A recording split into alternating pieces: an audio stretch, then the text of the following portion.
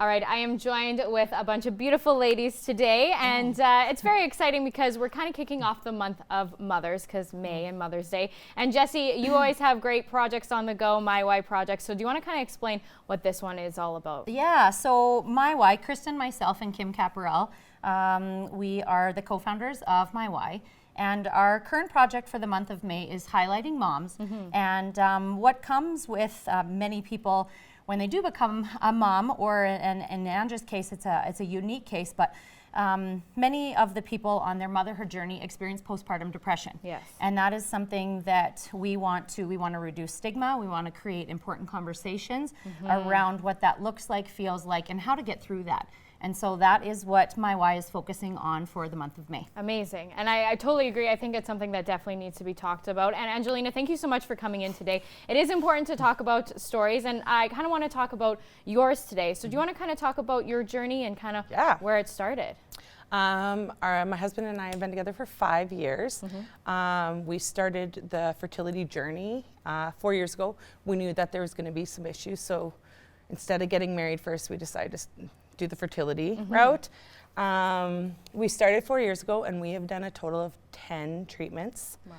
And everything going from IUI, superovulation, IVF, frozen embryo transfers, miscarriages, losses. It's been a long 4 years.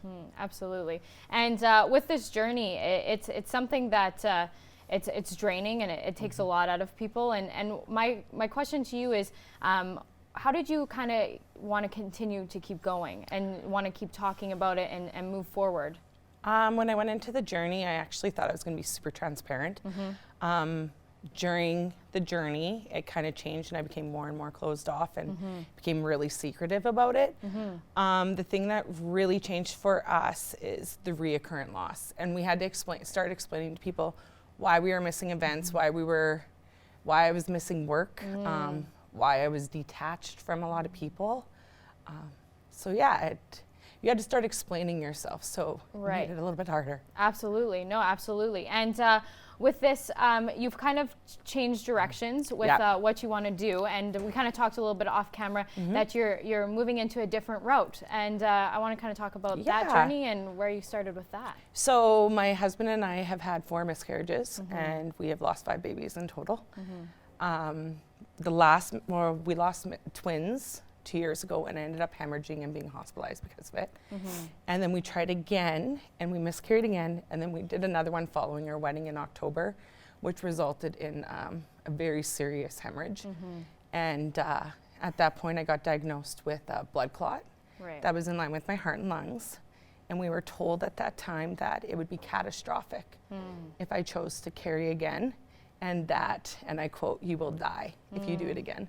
So our journey changed from us building a family to us having to reach out to build our family. So we started a blog, which is The Stork with the Broken Wing, and we have it on Facebook, and that's just kind of get the conversation started about adoption and surrogacy. And I wrote an original post November 25th, and it had over 500 shares.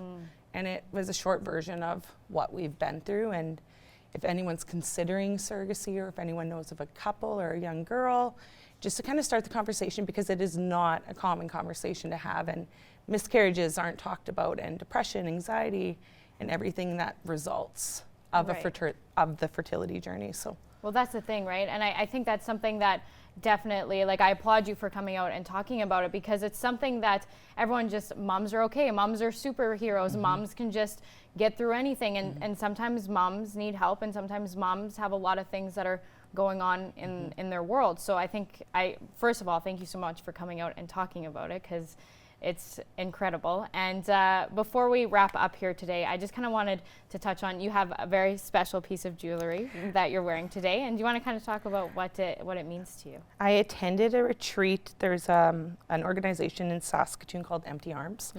And there has been a lady that's the founder, and her name's Jasmine, and she has been vital with my moving forward and getting our story out there and just starting the discussions, I guess.